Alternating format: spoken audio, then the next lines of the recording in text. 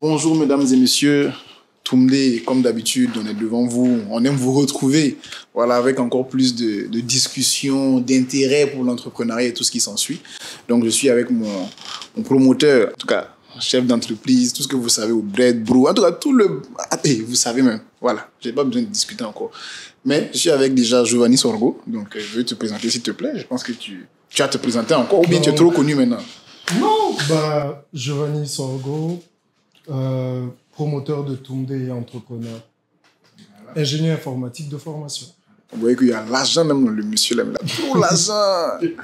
Et puis, moi, vous savez, responsable communication de Toumdé, marketing, tout ce qui s'ensuit, et puis aussi manager et marketeur dans la vie commune. On va dire ça comme ça. Donc, si vous voulez les services, on peut mettre infoline en bas et puis on va se retrouver. Sinon, bref, on n'est pas là pour ça. Aujourd'hui, on a un invité. Un invité qui est dans un parcours, ou du moins, j'ai envie de dire, une activité dont on ne parle pas souvent quand on parle d'entrepreneur sur les pages. On parle de beaucoup de choses, par exemple, des gens qui font de la communication, des gens qui vendent des habits, ce genre de choses. Mais lui, c'est particulier, ça nous tenait à cœur, particulièrement parce que c'est du travail qualitatif, c'est africain, et puis ça ramène aussi à la culture, à nos mets locaux et ce genre de choses. Donc aujourd'hui, je vous présente notre invité qui va se présenter, notre tonton, notre coro ici présent. Donc... merci beaucoup... Auguste, merci beaucoup Giovanni. Bonsoir à tous et à toutes. Je me présente, Joseph Soulton, fondateur et propriétaire de Chef Factory. Chef Factory, qui est une entreprise traiteur, mais aussi diplômé en gestion culinaire, certifié en art culinaire aussi. Et en ce moment, disons, technicien / professeur dans tout ce qui est le domaine de la nutrition, aussi des arts culinaires. Donc, ici, basé à Ottawa. Ouais, vous pensez qu'à faire de cuisiner, là, c'est de l'amusement. Genre, tu te lèves, tu prends les arguments, tu mets dans la sauce. Il y a des gens qui ont un diplôme de ça. C'est de ça qu'il s'agit. En tout cas, nous sommes heureux de te retrouver aujourd'hui pour ce podcast. Merci. Je sais que c'est quelque chose dont on a parlé avec Giovanni depuis longtemps. Et puis aujourd'hui, enfin, ça se fait. C'est ça. Donc, c'est une bonne chose. On est content de t'accueillir. Le plaisir est pour moi. Merci beaucoup pour cette opportunité. C'est toujours un plaisir de venir et de pouvoir partager mes connaissances, mon savoir, mon expérience. Définitivement. Ouais. Donc là, on va commencer déjà. Tu as dit que tu as eu beaucoup de certifications, tu fais beaucoup de choses. Ouais. On va commencer doucement. Ok, pas de problème. On va commencer doucement. Donc déjà, sur le plan académique, est-ce que tu étais déjà prédisposé à aller vers cela, ou bien c'est une passion que tu as développée avec le temps? Tu as commencé quelque chose, comme tout le monde, la cuisine est devenue une passion d'abord, et pour cela, tu as allé chercher des diplômes ou comment ça s'est passé? Disons que la cuisine, c'est une passion. Depuis très, très petit, j'ai toujours aimé la cuisine. Je pense que j'ai pris cela de mon grand-père. Mon grand-père paternel, je dirais, était un bon cuistot. On allait toujours chez lui parce que lui, il vivait dans une région du Sénégal, à Thiès. Alors, à chaque fois qu'on allait là-bas, c'était toujours de la nourriture. On mangeait. Il avait plein de livres de cuisine.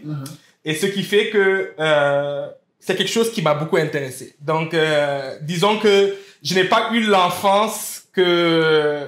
Je dirais que tout un garçon africain ait eu. Donc, moi, au lieu de jouer au foot, jouer au vélo, moi, j'étais plutôt assis à côté de la marmite, de la ménagère en ce temps. Et puis, j'observais ce qu'elle faisait. Donc, j'observais beaucoup. Donc, c'est vraiment quelque chose que j'observais. Et je me rappelle que mon grand frère aussi, il aimait beaucoup grignoter. Donc, il aimait beaucoup grignoter. Et donc, lui, il faisait beaucoup des beignets de banane. Donc, il le faisait et on le faisait ensemble. Au fur et à mesure, on le faisait ensemble. Et puis, j'y ai pris goût. Donc, avec la cuisine, j'y ai pris goût. J'ai commencé, je me rappelle que mon premier gâteau, c'était un pudding que j'ai fait. Parce que je n'ai pas réussi. Je ne savais pas comment faire. C'était vraiment pas bon. Mais j'ai commencé petit à petit. Et mon grand-père m'a donné, on est allé une fois le voir, il m'a donné un livre. Et à partir de ce livre, j'ai commencé à suivre les recettes. Donc, je dirais vraiment que c'est une passion. C'est une passion, c'est pas quelque chose que j'ai pris ou que je suis venu juste pour le prendre. C'était une passion depuis tout petit. j'ai été quand même un enfant rebelle. Je dirais que j'ai été rebelle parce que ce n'était pas le but, c'est pas ce que ma maman voulait que je fasse.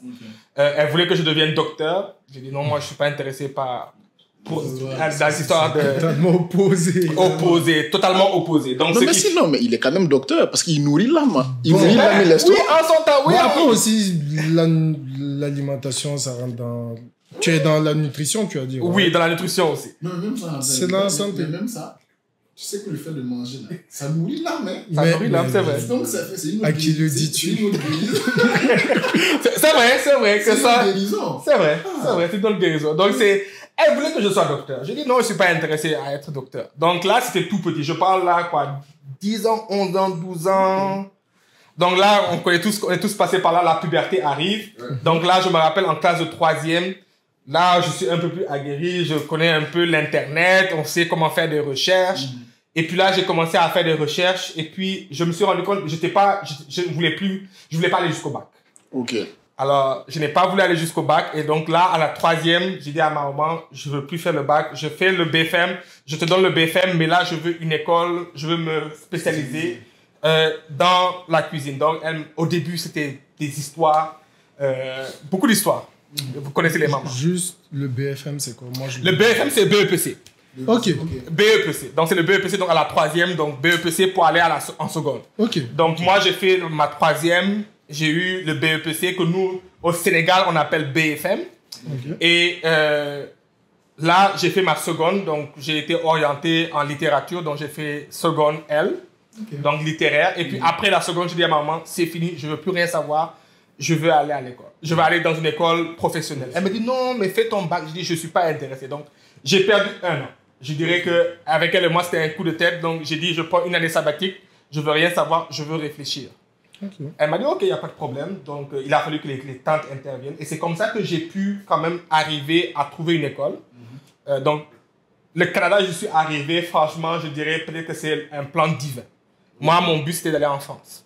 Okay. Moi, je n'étais pas intéressé par le Canada. Je ne connaissais même pas le Canada de les manières. Donc, j'avais trouvé une école et puis après, ça ne s'est pas bien passé. Les problèmes de visa, comme tout le monde le sait. Donc, là, j'ai perdu encore une autre année. Donc, là, après cela, on m'a dit, ben, il y a le Canada qui est là. Tu peux peut-être t'orienter dans le Canada, mais le Canada, c'est anglophone. Donc, il faudrait peut-être te retrouver dans l'anglais. J'ai dit, OK. Donc, j'ai pris des cours d'anglais parce que c'était durant les vacances. Et après, je suis allé dans une école bilingue. Donc, ce qui fait qu'au lieu d'avoir le baccalauréat, moi, j'ai ce qu'on appelle High School Diploma. Donc, c'est le High School Diploma que moi, j'ai. Donc, j'ai terminé mon cursus scolaire et puis je me suis retrouvé au Canada.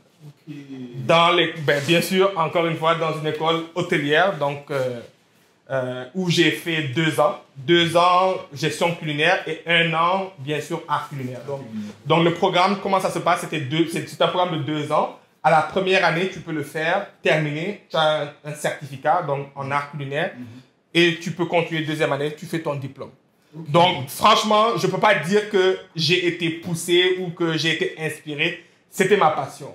Je ne sais rien faire d'autre. Je dirais que, à part la cuisine, là, il n'y a pas grand-chose que je puisse faire. Ok, on va dire ça vient de loin, c'est profond. C'est profond, donc c'est pas juste là, c'est pas sur la surface, c'est ancré en moi. Okay. Donc je dirais que c'est moi là. Donc je pense que si on m'enlève la cuisine, on m'a tout enlevé.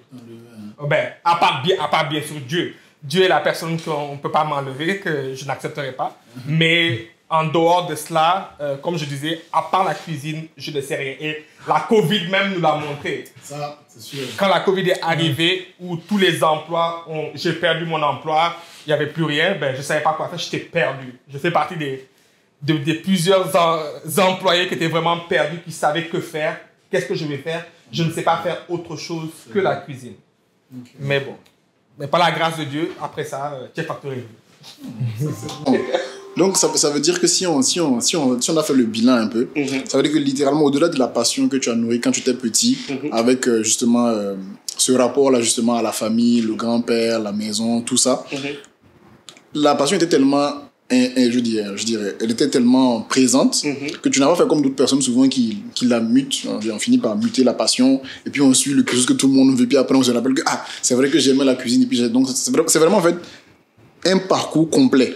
Tu as aimé quelque chose, tu t'es donné les moyens de comprendre la chose, d'avoir tous les éléments autour, pour pouvoir même t'exprimer à l'intérieur définitivement. Oui, c'est sûr que la passion est restée. Mais quand tu parles de mutation, il y a quand même une mutation. Parce que quand je suis arrivé ici, moi, mon but ultime, c'était de devenir chef pâtissier.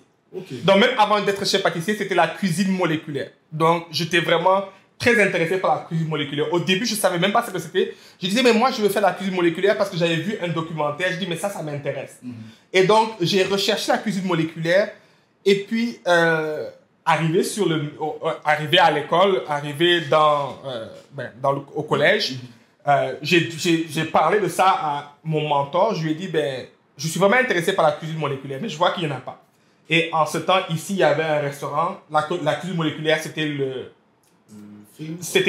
vraiment à la mode. C'était à la mode. Okay. Là, on parle de quoi?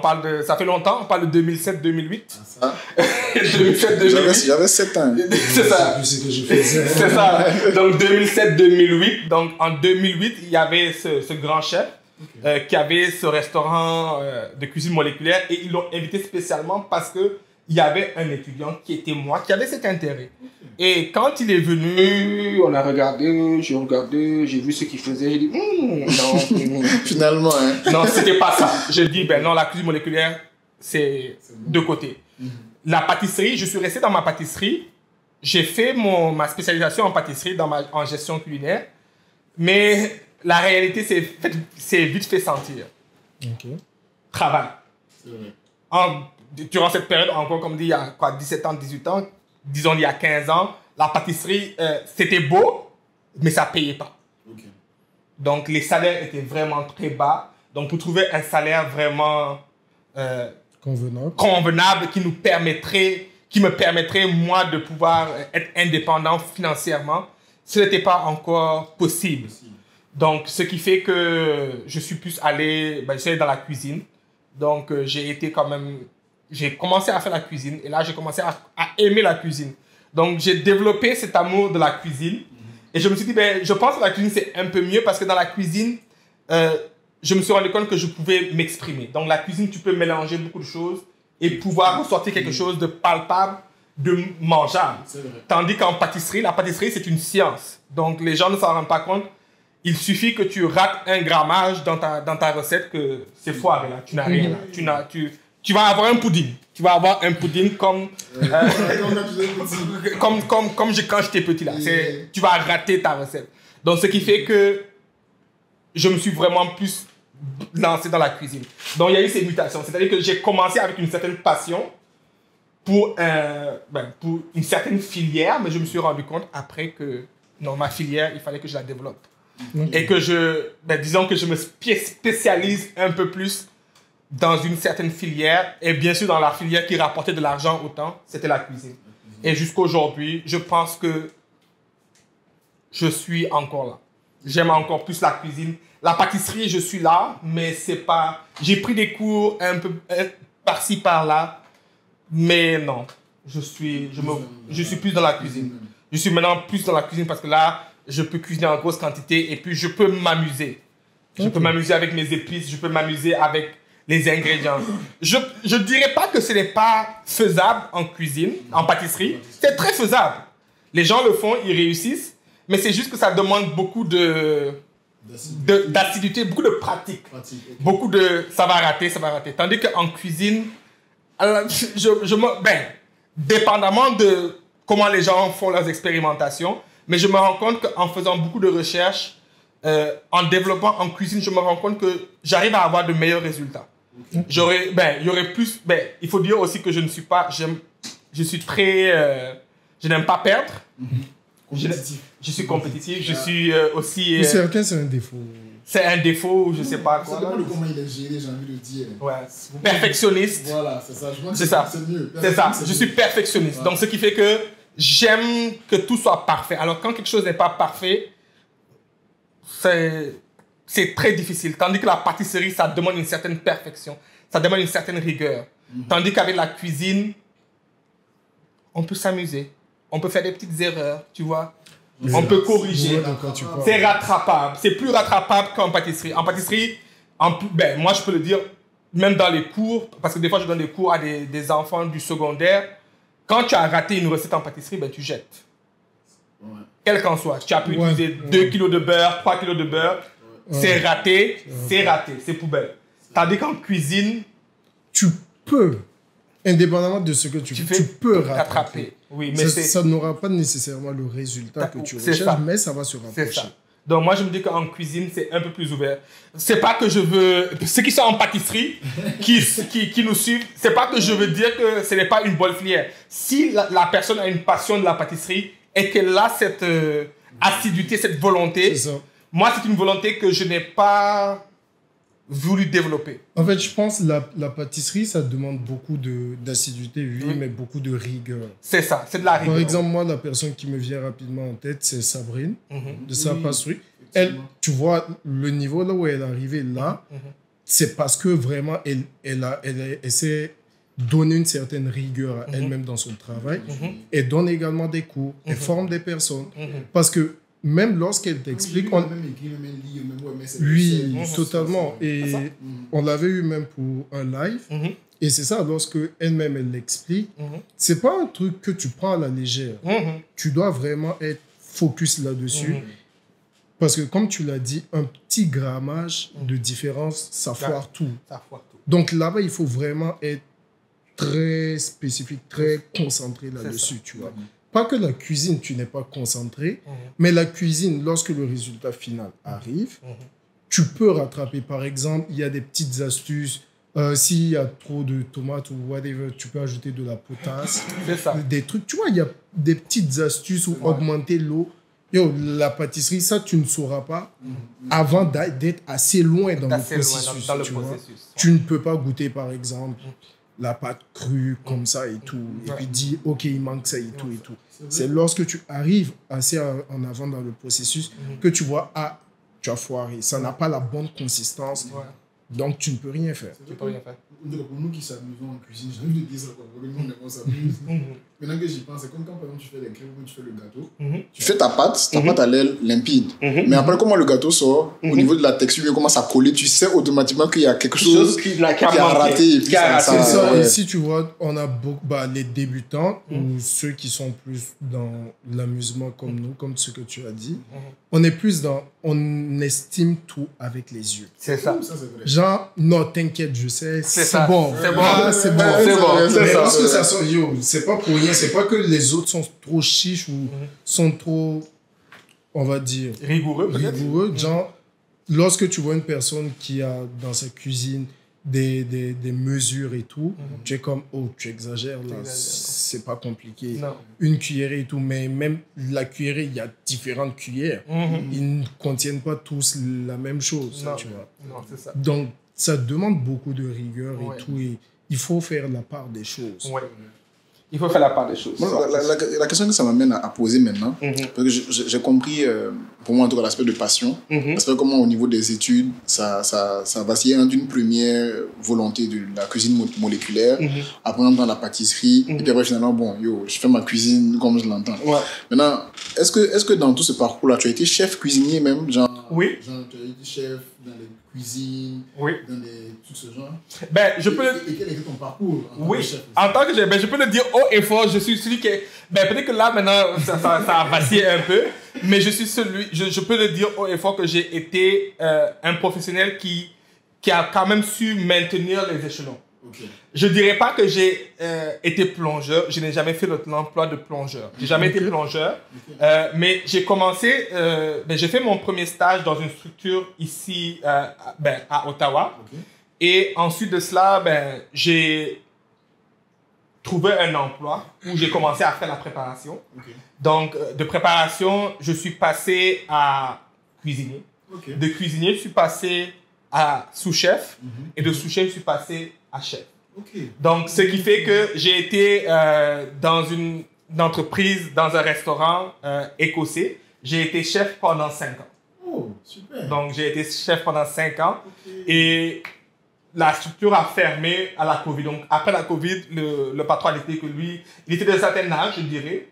Et il a préféré ne pas réouvrir. Il n'est pas jeune, là. Il est toujours vivant, mais il n'est pas jeune, donc ça le fatiguait. Mais j'ai été chef, donc j'ai pu gérer des cuisines. Donc je gérais un inventaire de $1 million. Donc c'était ça l'inventaire que j'avais, on avait des chiffres d'affaires de 3 millions, 4 millions. Donc, c'était pas facile. Oui, de dollars. Ok. Ouais. C'était pas facile. Mais c'est quelque chose, je dirais que c'est la partie qui m'a forgé. Si je suis celui que je suis aujourd'hui, c'est grâce à cette personne. Et c'est ce que je dis toujours. Et puis, moi, la chance que moi j'ai eue, c'est que dans toute ma carrière, dans tout mon apprentissage, j'ai pu me mettre avec des personnes plus âgées, beaucoup plus âgées, qui ont même le même âge. Je disais, cet ancien patron ou collaborateur, il avait le même âge que mon père. Donc, ce qui fait que je le voyais comme un père, donc il m'a beaucoup conseillé, il m'a appris.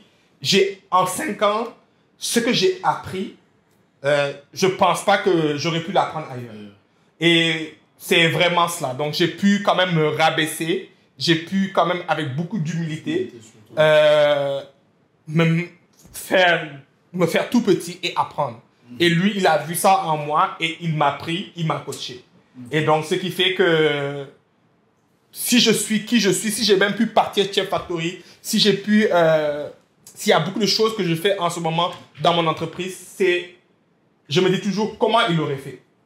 Et donc, je revois toujours cette discussion que lui, je dis, je suis là, il y a ça que je veux faire, qu'est-ce que tu me conseilles? Et je revois les discussions qu'il me donne. Et pourquoi lui, des fois, et c'est la personne qui, quand il prend une décision, il t'explique pourquoi il a pris la décision. Il te dit pas, c'est juste ça. Peut-être que moi, c'est un respect ou c'est une considération qu'il a eu envers moi. Il n'a jamais pris une décision sans justifier, sans m'expliquer le pourquoi, du comment. Et je me dis que pour moi, c'était un avantage, c'était un apprentissage. Et ce qui fait que de nos jours, moi, c'est la même chose. Je ne peux pas faire quelque chose sans justifier, sans dire, mais je le fais parce que je le fais ça. Et même avec mes étudiants ou même au travail, je le dis. On me dit, mais tu n'as pas besoin de te justifier. Je dis, mais je veux que tu comprennes pourquoi je te dis que je fais ça. Parce que c'est comme ça que j'ai été formaté, je dirais. Et je trouve que ça va très bien parce que ça évite beaucoup d'incompréhension. Ça fait que dans le monde du travail, tu peux travailler avec tout le monde parce que tout le monde va savoir, tout le monde sait je pense qu'ils vont se dire qu'il est honnête. On te prend plus au sérieux, on te dit que tu es honnête. Moi, j'ai pas de honte. Si je fais une erreur, je fais une erreur. Si je connais pas, je connais pas. Et puis on passe à autre chose. Je vais pas me dire que je vais faire quelque chose alors que je suis pas capable de le faire. Je préfère ne pas avoir à faire face à ce cas de figure. Je pense, ce que moi je retiens, je pense que c'est la notion de crédibilité. Oui. Parce que ça fait que peu importe la décision que tu prends, on sait que c'est pas comme si tu l'as pris parce que tu veux juste montrer que tu connais. C'est juste que tu sais que c'est la décision qui doit être prise sur le moment. C'est ça. Et si en temps même il y a discussion de l'améliorer, pourquoi pas discutons. Si tu trouves que peut-être je n'ai pas... Genre, je pense que ça permet de la crédibilité et j'ai envie de dire j'ai pas envie de dire l'acceptation facile, mais c'est plus facile pour toi, comme ça, de reconnaître tes erreurs, parce que tu sais que les gens savent que c'est les pieds, on peut discuter. Et pour la personne aussi, quand il fait son erreur, il sait qu'il est ouvert à discuter avec le chef, parce que le chef va lui dire, ok, c'est peut-être ça, mais je comprends peut-être pourquoi tu as voulu faire ça, mais en vrai, non, c'est cette méthode qui était mieux de comprendre. C'était mieux de comprendre. C'est vraiment ça.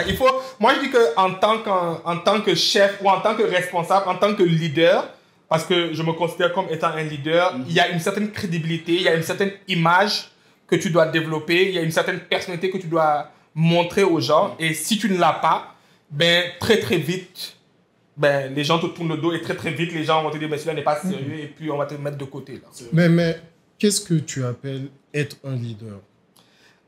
Pour moi, être un leader, tout d'abord, c'est... Je le dirais en anglais parce que des fois, c'est lead by example. Donc, c'est être un exemple. Donc, c'est-à-dire qu'aujourd'hui, si je suis un leader, ça veut dire que je dois être capable de faire tout ce que je dis que je fais. C'est ce que je délègue. C'est pas fais ce que je dis, mais ne fais pas ce que je fais. Non, moi, c'est fais ce que je fais et fais ce que je dis. Parce que ce que je dis, c'est ce que je fais. Donc, moi, c'est ça. C'est vraiment comme ça que je le vois. Pour moi, avec mes employés, parce que des fois, je prends des employés, des stagiaires, si je leur dis par exemple aujourd'hui, va laver cette marmite, c'est comme ça que tu dois laver cette marmite. je vais pas dire fais-le, je vais leur montrer que je suis capable de le faire. Et moi, en tant que chef, c'est ce que je faisais. Quand des fois, j'avais des employés qui disaient, oh, moi, je fais pas de vaisselle, je dis, mais tu es malade, c'est pas possible. Tu dois faire la vaisselle. Parce que moi-même, je fais la vaisselle. Quand moi, on avait un gros rush, parce que, ben, comme je dis, on avait des soirées impossibles où des fois, tu n'avais même plus de poils, tu n'avais plus rien. Donc, des fois, tellement occupé, et moi, je savais que j'avais une certaine rapidité, donc, je laissais certains de mes employés, et puis j'allais à la planche, je nettoyais rapidement pour qu'on puisse avoir les poils, pour pouvoir revenir, pour pouvoir travailler. C'est pour gagner du temps. Donc, un leader doit être capable de pouvoir tout faire pour pouvoir gagner du temps. Et aujourd'hui, ça a amené un certain respect parce que aujourd'hui, il y a aucun de mes employés qui était capable de dire, oh, ben, si tu me donnes pas ça, je m'en vais parce que tu vas faire quoi? Si tu dis que tu t'en vas, là, je suis capable de le faire, là. Je t'ai montré que je suis capable de tout faire. Donc, ce qui fait que pour moi, un leader, c'est quelqu'un qui doit montrer le bon exemple. Très, très important. Et être capable de pouvoir aussi respecter. Donc, respecter les personnes avec qui tu travailles, avec qui tu collabores. Des fois, les gens vont dire que vont attribuer certains comportements à de la faiblesse. Mais ce n'est pas de la faiblesse. C'est que tu veux montrer à la personne que ce que je te demande de faire, je suis capable de le faire. Je ne le fais peut-être pas parce que j'ai d'autres choses à faire qui sont plus importantes. Mais ce pourquoi je te paye aujourd'hui, c'est pour que tu le fasses. Mais ce n'est pas que je ne peux pas le faire. Si aujourd'hui tu me lâches, tu t'en vas, mais je suis capable de le faire. Mon entreprise ne va pas tomber. Ce n'est pas parce que tu n'es pas là que je vais rester bras ballants. Non. Donc pour moi, un leader, c'est quelqu'un qui est capable de pouvoir avoir un objectif, l'idée, déléguer, mais aussi être capable de faire cela. Il y a un jeu même qui se passe beaucoup. Je ne sais pas si vous l'avez remarqué, entre collaborateurs, employés et tout. Parfois, les gens se disent mes collaborateurs, d'autres disent mes employés. Mais lorsque je prends du recul et que j'analyse les choses, ce n'est pas fait au hasard. Ce n'est pas juste pour le plaisir. En vrai, lorsque tu remarques, on appelle employés les personnes qui travaillent pour une entité, mais qui, sans eux, l'entité fonctionne. C'est ça. Donc, lorsque tu es un employé, tu dois savoir que tu dois te conformer aux règles de l'entreprise et tout, faire ton travail parce que tu n'es pas indispensable. C'est ça. Par contre, un collaborateur, tu dois également te conformer à ce que l'entreprise demande, mais il y a une différence dans le sens où le collaborateur, si lui, il bouge de sa place, ça va impacter d'une certaine manière l'entreprise ou la structure. Pendant un moment, avant que tu puisses le remplacer par une personne qui est aussi compétente. Parce que l'employé, limite, tu reçois tout le temps des CV. Donc, un employé, tu peux appeler une personne, oh, finalement, il y a la place, est-ce que tu veux venir? La personne va venir, mais un collaborateur, tu le cherches, tu ne l'engages pas. Ouais, tu le cherches. Tu vois, ça c'est vrai, mais le point que je suis d'accord avec la définition du collaborateur, je pense que c'est vrai, mais j'ai l'impression que même dans la logique de comment Joseph présente en fait sa manière de travailler, il est plus dans une optique de collaboration. Pourquoi je dis ça? Oui. Parce que c'est vrai que c'est son employé, mais s'il se met il est dans la mesure en tant que leader de se mettre à la place de la personne, pour le montrer en fait que nous sommes une team en fait. C'est ça. Donc on doit se baquer. Donc quand les situations arrivent, c'est vrai peut-être tu es un plongeur, mais si je te dis par exemple sur le moment, genre deviens cerveau, bien change le plat chaud, you have to do it parce que c'est un travail d'équipe. On peut te baquer demain aussi. Et donc à certains niveaux, ça permet de fluidifier le travail et de faire en sorte que le travail, c'est dans un climat, il n'y a pas de pression. Donc on sait que peu importe la situation, on est une team, on va baquer. Et c'est ça, moi j'aime beaucoup, c'est ça, moi je trouve que oui, c'est clairement la définition d'un leader. La capacité en fait pour une personne à faire sentir un employé comme étant un collaborateur, même s'il ne l'est pas, parce que tu montres clairement à la personne que oui, tu es un employé, je peux te remplacer demain, mais ce n'est pas ce que je recherche, tu vois. Tu es important pour moi, j'ai de la considération pour toi. L'entreprise t'apporte de la considération, et donc là, on est plus dans une optique de collaboration. Donc, même si ce n'est pas ton travail et que je te demande de le faire, parce que je sais que je t'ai montré, tu peux le faire. En vrai, fais-le, parce que comme tu l'as dit, demain, une personne peut t'aider dans toi, tes tâches. Et c'est ce que certaines personnes n'arrivent pas à comprendre. Ils sont comme, non, moi, on m'a employé pour telle chose, pour telle tâche, donc si c'est pas ça, moi, je veux pas le faire, tu vois, parce qu'on me paye pas plus. Mais en vrai, c'est oui, selon le contrat, c'est ça, mais la vie, c'est plus que juste le contrat qui vous lie. J'ai envie de dire que souvent, les gens veulent voir la vie en noir et blanc. Or que la vie n'est pas noire et blanc. Soit c'est blanc, ouais, la vie n'est pas noire et blanc. C'est vrai, je suis d'accord avec ça. La vie, c'est vrai que tu veux la voir en noir et blanc. Mais c'est sûr qu'à un certain moment, moi, dans notre domaine, là, je ne peux pas dire aujourd'hui, tout le monde est important. Définitivement. Jusqu'au plongeur. Ouais. Et moi, je l'ai toujours dit. Si le plongeur s'arrête, vous tous vous êtes foutus. On est foutus. La cuisine, elle peut être aussi bonne qu'on veut, mais si ça. le client ne reçoit pas son plat. Mais c'est même pas ça. Mais moi, je le dis, et à chaque fois que j'ai des cours, par exemple, là, quand je vais à la rentrée, mon premier cours, quand je parle, par exemple, des plongeurs, moi, je trouve que dans la cuisine, et je l'ai toujours dit même aux employés, je leur dis, vous savez, la personne que moi, je respecte le plus dans une cuisine, vous savez, c'est qui? C'est le plongeur. Pourquoi? Le plongeur a beaucoup de responsabilités. Qu'on le veuille ou non, c'est vrai que la première responsabilité, c'est de nettoyer les assiettes. Okay. Mais imaginez-vous, sa responsabilité aussi à lui, c'est de s'assurer que la vaisselle est propre. Parce qu'il suffit qu'il laisse qu'il y ait un résidu, que ce soit de nourriture ou de produits toxiques, que tu ne vois pas à l'œil nu. Ben, toi, tu sers ta nourriture, tu amènes, un client le prend, ben, le client se tape une intoxication, il peut mourir sur le coup devant toi. Et tu ne sauras jamais ce qui s'est passé. Donc, ce qui fait que pour moi, je trouve que le plongeur, des fois, c'est sûr qu'il est au bas de l'échelle, mais je trouve que c'est la partie, je dirais que c'est l'un des employés les plus importants. On peut se passer de tout le monde sauf des plongeurs. Comme tu l'as dit là, le jour où tu as un plongeur qui est malade là et qui ne vient pas, tu le sens, hein, tu le sens vraiment mal. Tu le sens vraiment, en fait, il bloque, tout est bloqué. Tout est bloqué. En tout cas, en cuisine là, les plongeurs là, franchement... Dans toute cuisine, c'est indispensable. C'est indispensable. Et la personne doit s'appliquer aussi. C'est pas juste faire les choses comme tu l'as dit. Parce que... Et ça m'amène à une question. Toi, par exemple, qui as eu à faire des études par rapport à ça et tout, comment tu appréhendes et quels conseils aussi tu aurais pour les personnes qui s'auto-forment, qui font de l'autodidacte là-dessus? Moi, par exemple, avec Bread Bro, j'ai pas fait d'études. C'est plus la passion qui m'a amené là-bas. Mais à contrario de toi, j'ai pas eu à faire des études sur ça. Je me suis plus basé sur mon environnement, ce que je connaissais et ce que j'aimerais transmettre à travers chaque bouchée que tu reçois de ma nourriture. Donc, lorsque toi, tu prends du recul et que tu vois certaines personnes qui prennent certaines initiatives là-dessus sans être nécessairement spécialisées là-dedans, qu'est-ce que tu pourrais leur dire comme conseil ou comme reproche? Et également, comment toi, tu appréhendes ça? Ça, c'est une très bonne question. C'est vraiment... c'est une bonne chose. Moi, j'ai vraiment beaucoup de respect pour les personnes autodidactes. Je le dis haut et fort. Pourquoi? Parce que ce sont des personnes qui ont un certain talent. C'est un talent, moi j'appellerais ça un talent caché. Pourquoi? Talent caché dans le sens où ils sont capables de voir quelque chose, d'apprendre et puis de le réussir. C'est pas donné à tout le monde. Parce que nous tous là, on peut juste dire qu'on est autodidacte.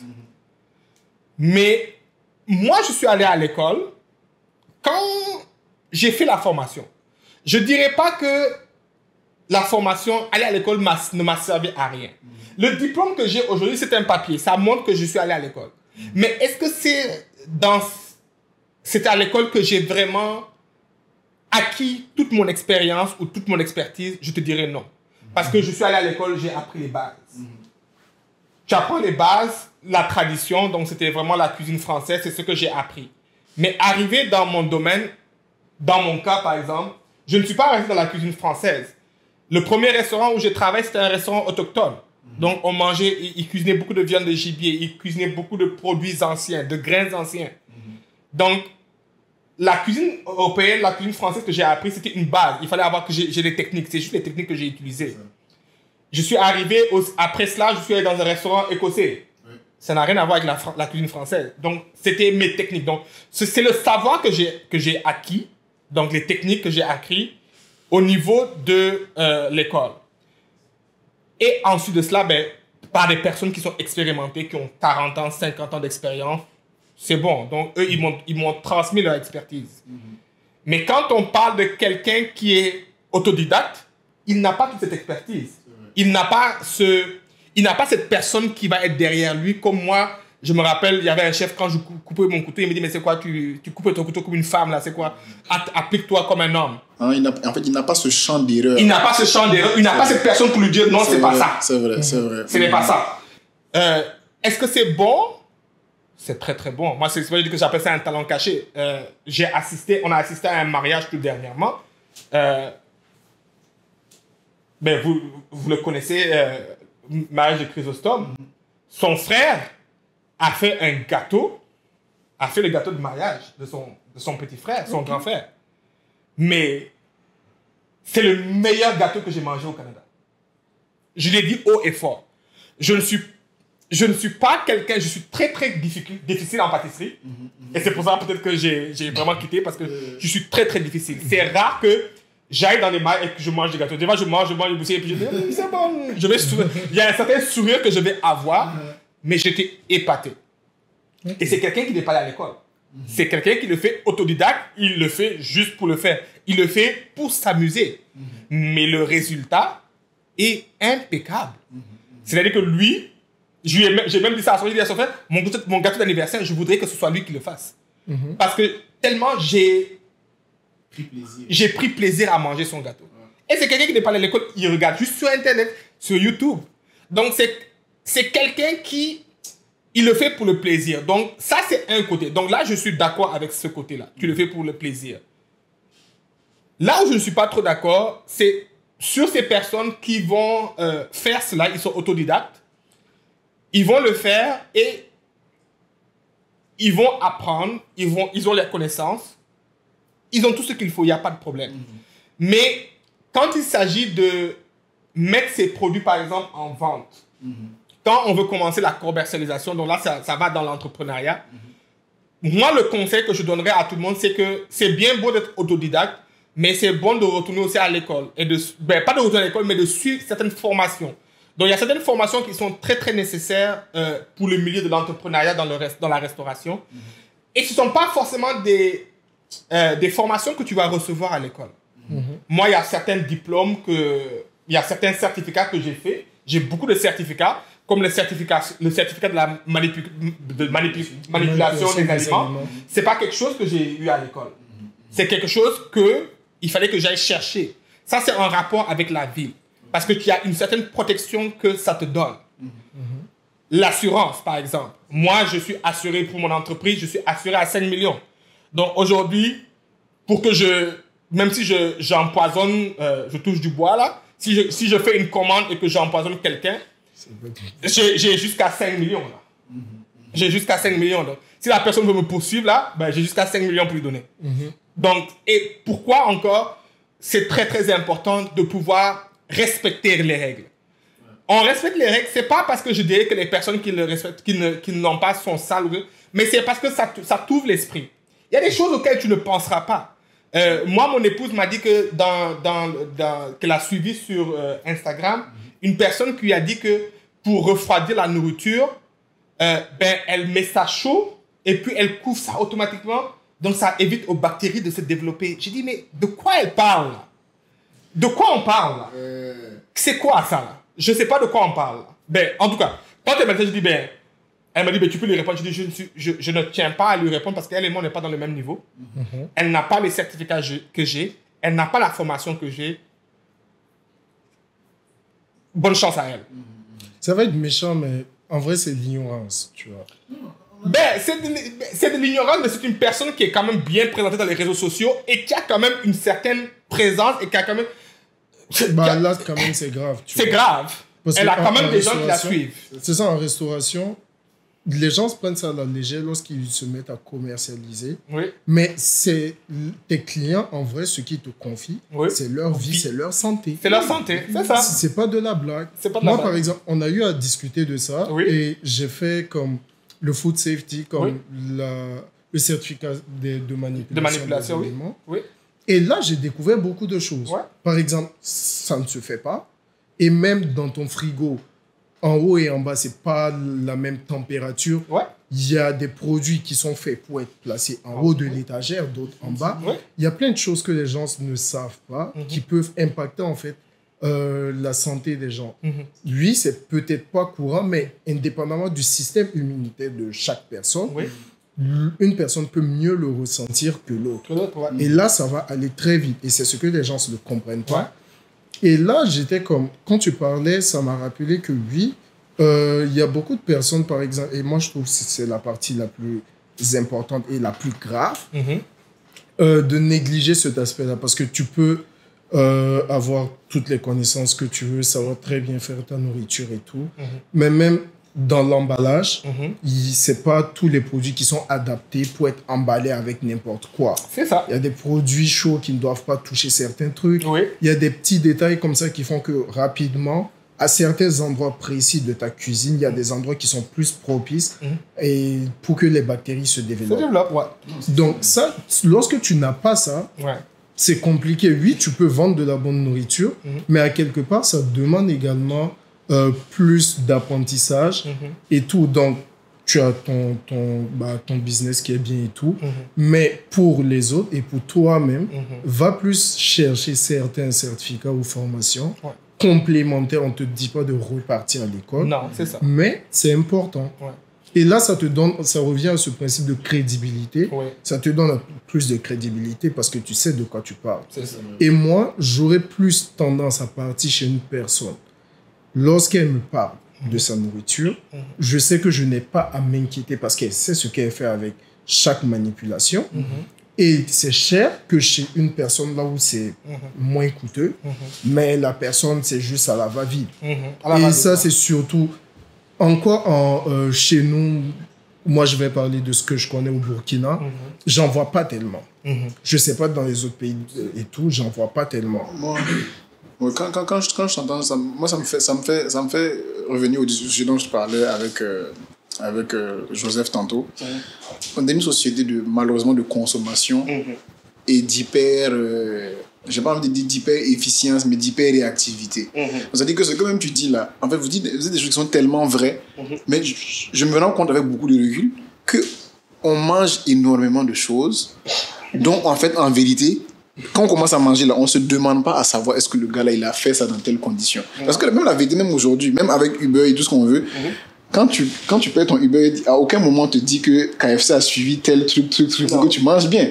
Ça fait qu'en fait, c'est devenu tellement ça a été tellement discrédité qu'aujourd'hui tout le monde est n'importe qui fait la cuisine et à la fin on finit par manger. Et souvent, en tout cas, quand on se pose la question un peu plus longtemps, on finit par se poser des questions vraiment sur la nourriture. Si tu vois, ça a été tourné sur un aspect marketing. C'est ça. Tu as plus de l'appétence, de la facilité à partir manger dans des endroits là où tu vois la personne cuisiner qu'à des endroits là où c'est juste, tu commandes, tu t'assois, ça va sortir de derrière et venir, tu vois. Et c'est ça retrouve beaucoup aussi cet aspect. Chez nous, par exemple, je dirais que ça revient au principe de culturel environnemental parce qu'il n'y a pas une certaine restriction et comme c'est pas assez strict à ce niveau-là, on ne demande pas avant de commercialiser ça, il faut que tu aies ça, tu vois. C'est pas aussi réglementé que ici. Et ici, malgré que ce soit réglementé, tu as toujours des personnes qui font leur truc, mais qui le vendent sans avoir certaines compétences. Et c'est pour ça, je pense, dernièrement même, il y a des enquêtes qui ont été mises en cours, même les Ghost Kitchen et tout. Ça dit que si tu peux faire ta nourriture toujours de chez toi à domicile, mais dans l'année, minimum 1 fois à 2 fois, on va venir sans te prévenir. Un inspecteur va venir chez toi à domicile sans te prévenir pour voir si tout est aux normes. Et là, ça te pousse vraiment à savoir qu'est-ce qui doit être aux normes, à savoir qu'est-ce qu'il faut faire, qu'est-ce qu'il ne faut pas faire. Et à tout temps, lorsque tu prépares la nourriture pour tes clients, d'être quand même toujours prêt et soigné. Et ça, c'est super important. Mais c'est très important. Mais moi, je dis, c'est sûr que les Ghost Kitchen, c'est sûr qu'ils ont beaucoup travaillé. Surtout les personnes qui sont... pour vraiment être honnête, moi, j'ai de la difficulté à manger de la nourriture de quelqu'un qui cuisine à la maison. J'ai beaucoup de difficultés, je le dis honnêtement et ouvertement. Je vais le faire, pour soutenir, par exemple, des personnes que je connais, mais si c'est des personnes que je ne connais pas, j'aurais beaucoup de difficultés. Pourquoi? Parce que, disons, qu'on se le dise honnêtement, nous sommes dans un pays où les espaces ne sont pas... C'est tellement petit, c'est tellement exigu que tu cuisines, c'est difficile. Par exemple, moi, quand j'ai commencé Chef Factory, j'ai commencé Chef Factory durant la pandémie, et la pandémie, je ne pouvais ni m'enregistrer, je ne pouvais rien faire. Donc là, moi, j'ai appelé l'entreprise, j'ai appelé le gouvernement, je lui ai dit, ben, moi, je veux faire ça, mais je n'arrive pas à faire quoi. Qu'est-ce que je dois faire? Je voulais me protéger. Ils me disent, ben, vous savez quoi, on ne peut rien vous dire pour le moment, il n'y a personne qui peut vous poursuivre, il n'y a rien, tout est fermé. Donc moi, ce qu'on peut vous dire, c'est, vous connaissez, vous avez le métier, vous êtes dans le métier, vous savez ce que vous devez faire, ce que vous ne devez pas faire, donc assurez-vous de tout faire dans les normes. Donc moi, aussitôt que j'ai fait cela, j'ai transformé ma cuisine et puis mon salon en cuisine, là. C'était terminé, là. Les gens n'avaient même plus accès chez moi. Il n'y a personne qui rentrait chez moi. Personne. À part quand les gens venaient, même pour venir récupérer des commandes, même pour les livraisons, c'était juste la personne qui s'est livrée et il fallait porter le masque. Donc, ce qui fait que j'avais déjà un setup déjà bien établi, ce qui fait que j'avais vraiment protégé l'environnement dans lequel j'étais. C'était juste mon épouse et puis moi, et puis la personne qui livrait autant. Donc, c'était juste ces 3 personnes qui venaient. Donc, ce qui fait que je m'étais arrangé pour vraiment tout organiser. Et une fois que la COVID, ben, les choses ont commencé à réouvrir, je suis parti là. Je suis allé dans mon Ghost Kitchen et puis j'ai commencé à travailler. Pourquoi? Parce que ça me donne un état d'esprit, ça me donne peace of mind. Là, je sais que j'ai ma quiétude, je sais qu'il n'y a personne qui va me dire que je l'ai tué, il n'y a personne qui va me dire que je l'ai empoisonné. Et puis, c'est sûr que l'assainissement va se faire comme il se doit. C'est sûr que moi, j'ai été dans les Ghost Kitchen où ça n'allait pas du tout. Je ne commençais pas à travailler sans avoir assaini mon espace de travail. Mais encore une fois, c'est parce que c'est des choses que j'ai connues. Quand tu as parlé tout à l'heure dans nos pays, qu'on le veuille ou non, nos grands-parents ou même les personnes ils ont quand même respecté certaines mesures d'hygiène. Et ici, la différence que nous avons, c'est que dans nos pays, dans nos réalités, on mange tout bien cuit et tout bien chaud. Oui, bien sûr. Donc, ce qui fait que pour que tu puisses empoisonner quelqu'un, c'est beaucoup. C'est très, très compliqué. Donc, ce qui fait qu'on a quand même cette facilité, on est quand même protégé à ce niveau. Tandis qu'ici, dans l'environnement occidental, on a tendance à manger les choses mi-cuites, pas bien cuites. Les choses, moi je me rappelle dans ma jeunesse, c'est quelque chose qui a été interdit. Après, les légumes, il fallait les mettre dans du permanganate, qui est maintenant interdit. Ou autrement te demander de mettre ça dans du javel. Mais ici, tu vois, il y a des gens qui essaient de garder cette mentalité, mais qui ne le font plus. Parce qu'on te dit que tout est préparé, tout est nettoyé. Donc, qu'est-ce que tu fais? Tu nettoies à l'eau, tu mets un peu de vinaigre, tu mets un peu de bicarbonate de soude et tu passes à autre chose. C'est conseillé, et ça, c'est quelque chose que je ne savais pas, c'est conseillé, par exemple, la viande, de ne pas la laver. C'est ça. Parce qu'il y a certains produits qui sont mis pour ne pas, justement, développer certaines bactéries. Parce que le plus tu manipules, le plus tu développes. Parce que ton corps, tes mains, elles ont des bactéries. Donc, c'est ce que les gens ne comprennent pas. Donc, quand moi, les gens me regardent, je dis, je suis désolé, là. Il y a certaines choses que je ne peux pas faire. Par exemple, mes frères et sœurs, vous allez m'excuser, les gens qui mélangent les viandes, là, qui marinent les viandes et qui les mélangent, c'est un gros non-non parce que c'est pas les mêmes bactéries. Parce que là, tu vas mélanger, par exemple, je vais aller un peu technique, tu mélanges la viande du poulet, qui est une viande blanche, avec de la viande rouge. Bon, c'est différentes bactéries, donc là, tu peux pas mélanger. Tu peux le mélanger. C'est super grave et super dangereux. Les gens ne s'en rendent pas compte, mais qu'est-ce que ça te coûte? Moi, je le fais, les soeurs de mon épouse, elle le sait. Moi, quand je cuisine, là, tout est bien séparé, tout est bien ordonné, tout est bien mis en place. Ce qui fait que j'ai beaucoup de vaisselle. À la fin, elle me dit, mais c'est quoi ça, là? J'ai beaucoup de vaisselle, mais parce que je veux respecter les règles. Donc, ça ne coûte rien de mariner ta viande de bœuf à part, ton poulet à part. Même si tu vas au niveau de la friture, même si ça va aller dans la même marmite après, il n'y a pas de problème. Mais rien que le fait que les deux soient au contact, quand c'est cru que c'est au contact, ils vont chacun rejeter, dégorger, disons, leur jus. Ils vont rejeter leur jus. Et puis là, il y a des contaminations. C'est ça qu'on appelle la contamination croisée. Donc, c'est ce que tu as dû le voir. Donc, les gens ne font pas attention à ça. Mais c'est des choses auxquelles on n'a pas été habitués dans nos réalités. Mais nous, chez nous, c'est parce que on va te cuire la viande jusqu'à ce qu'elle soit carrément... elle est morte, là. Et puis, il y a la chaleur. Il y a plein de choses qui font que Les environnements ne sont pas les mêmes. Et quelque chose aussi, je te laisse continuer rapidement, quelque chose aussi que beaucoup de personnes ne savent pas, c'est qu'il y a des bactéries qui se développent dans la chaleur. Oui. Et d'autres lorsque c'est froid. C'est ça. Donc, ce n'est pas les mêmes bactéries. Et en fonction de la température, ce n'est pas parce que tu vas donner beaucoup de chaleur à un aliment que ça veut dire que tu as tué les bactéries. Il y a des... C'est là même qui se développent. Est-ce que je peux comprendre quand on devait laver la viande avec le citron? Ben, il y en a qui le font. Ça, c'est des méthodes de... Ben, il y a beaucoup de méthodes. Ça, c'est des méthodes un peu... Le citron, en général, c'est pour quoi? C'est pour enlever... Quand tu veux enlever une certaine odeur, tu veux enlever l'odeur, tu veux enlever un certain goût. Par exemple, le citron, par exemple, on va beaucoup l'utiliser avec le poisson. Parce que des fois, il y a des poissons qui ont une forte odeur. Quand tu vas les cuisiner, l'odeur va rester. Donc, il y en a qui n'aiment pas trop. Donc, c'est pour ça qu'on va mettre ça pour enlever. Donc, c'est vraiment en général pour enlever l'odeur. Mais bon, il y a des personnes aussi qui vont dire que c'est pour désinfecter. Qui veulent désinfecter certaines choses. Mais moi, je sais que le citron, c'est vraiment pour enlever certaines odeurs et puis pour attendrir aussi. Donc, pour certaines viandes, comme le vinaigre. Donc, tu vas attendrir. Donc, tu vas attendrir beaucoup de choses, comme beaucoup de certains produits. Et comme d'autres produits, je sais pas si dans le podcast, on peut parler de certains produits, mais il y a certains produits que tu peux prendre pour attendrir ta viande. Oui, mais totalement. C'est ça. C'est les informations. Mais moi, en général, des produits que je prends, pour ceux qui aiment le coca, je sais que vous aimez le coca, si tu le mets, ça cuit la viande. Hein? Je ne sais pas si vous le savez. Ah ouais, moi, je le savais. Mettez un bout de viande dans du coca, laissez ça, et puis ça va cuire. Hein? Donc, attends. Donc, imaginez-vous ce que ça fait dans votre corps, hein? N'est-ce pas? Bon, moi... En fait, le coca a des particules qui font que ça va attendrir. Donc, ce qui fait qu'il va travailler. Donc, lui, il va commencer à ronger. Ok. Il ronge la viande, il va commencer à ronger certaines particules et il va commencer à attendrir. Donc, il va faire cuire. Donc, ce qui va... vous pouvez même le voir dans certaines recettes. Il y a certaines personnes, quand ils vont faire, par exemple, les côtes, que ce soit les côtes de porc, les côtes de bœuf, pour attendrir, ils vont faire la marinade et puis ils vont mettre du coca dessus. Et puis, ils vont le laisser ça comme ça. Donc, c'est pour attendrir la viande. Donc, c'est pour ça qu'on dit souvent que le coca n'est pas bon pour la santé. Beaucoup de gens se plaignent, non, ne bois pas, parce qu'en fait, ça a cet acide qui fait que ça attendrit. Donc, ce que ça fait à la viande, ça le fait à ton corps. En tout cas, ceux qui me connaissent, on va essayer quelque chose bientôt. Donc, c'est ça. Donc, vous pouvez essayer. Donc, ça va pas, je ne veux pas dire que ça va cuire ça totalement, mais ça développe la cuisson, ça commence la cuisson et ça attendrit ta viande.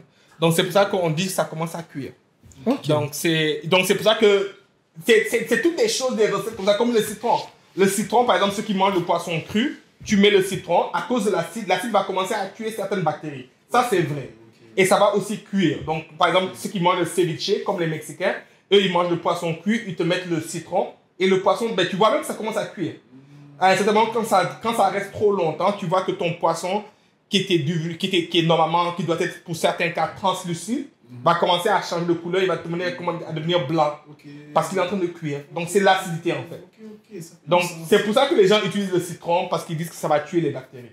Mais ça ne va pas tuer entièrement les bactéries. Et ça me fait penser à un truc. Je voudrais savoir, dans toute cette expérience et cette connaissance-là, la cuisine, pour le savoir, ça demande beaucoup de gestion. Oui. Autant le personnel que le stock. Oui.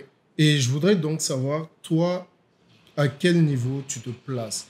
Il y a ceux qui sont vraiment minutieux et tout. Micromanagement.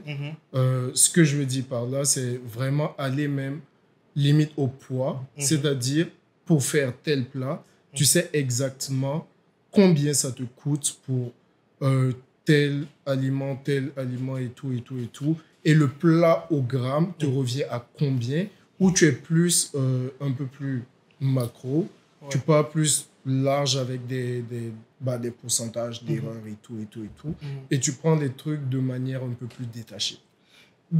Moi, je vais le dire, je le dis honnêtement, je suis les deux, entre les deux. Okay. Il le faut, en tant qu'entrepreneur ou en tant que gestionnaire, tu dois être capable de pouvoir faire les deux. Pourquoi? Parce qu'en fait, surtout en cuisine, il faut que tu puisses gérer tes coûts. Il faut que tu puisses savoir qu'est-ce qui me coûte cher, qu'est-ce qui me coûte pas cher. Parce qu'à un certain moment, si tu ne le fais pas, tu ne vas pas te retrouver. Il y a certaines choses, par exemple, si tu me parles de sel, poivre, ben, ça c'est du sel, c'est du poivre. Je ne suis pas trop pointilleux dessus. Mais, par exemple, tous les menus que je propose, il me faut avoir un coût. Parce que si je n'ai pas le coût, je ne pourrais pas aujourd'hui donner un prix. Et moi, je donne un coût, je fais mon coût et je te donne le prix que ça coûte. Donc, ce qui fait que des fois, les gens vont me dire, oh, mais c'est un peu plus, tes prix sont un peu plus élevés. Et je le dis à qui le veut, à tous les entrepreneurs. Ne soyez pas chiche ne soyez pas gênés de charger. Parce que vous chargez un savoir, un service, un travail. Et il est mieux pour moi, et moi c'est ma philosophie, je préfère te charger un prix où je sais que tu vas avoir la qualité, tu vas avoir la quantité, que de te charger moins cher et puis qu'après c'est toujours un problème. Donc moi, et avec mes clients, c'est toujours ça. À chaque fois que je charge à mes clients, ils disent, oh, c'est cher, mais quand ils vont recevoir la quantité, ils vont dire, mais waouh, je ne m'attendais pas à recevoir cela. Pourquoi? Parce que moi, quand j'ai une recette, par exemple, quand je fais le chep, je connais le coût de mon chep parce que je l'ai calculé. Je ne dirais pas au gramme près, mais je sais combien ça me revient. Et je sais que dans mon coût marginal, j'ai un coût. Donc, quand tu apprends en gestion, on te dit que le coût de ta nourriture, sur 100%, le coût de ta nourriture, c'est 32%. Donc, tu dois t'arranger que la nourriture que tu as vendue, le coût là, c'est 32%. Et dans ce 32%, tu dois ajouter aussi toi, ton travail, tes employés. Il y a plein de coûts qui s'ajoutent. Donc, si tu fais une nourriture et que, par exemple, ton coût arrive à 50%, 60%, ben, il te reste 40% juste pour le reste. De marge, tu es foutu là. Tu ne peux pas avoir. Donc, ce qui fait que, je ne dirais pas qu'il faut être minutieux, mais quand tu veux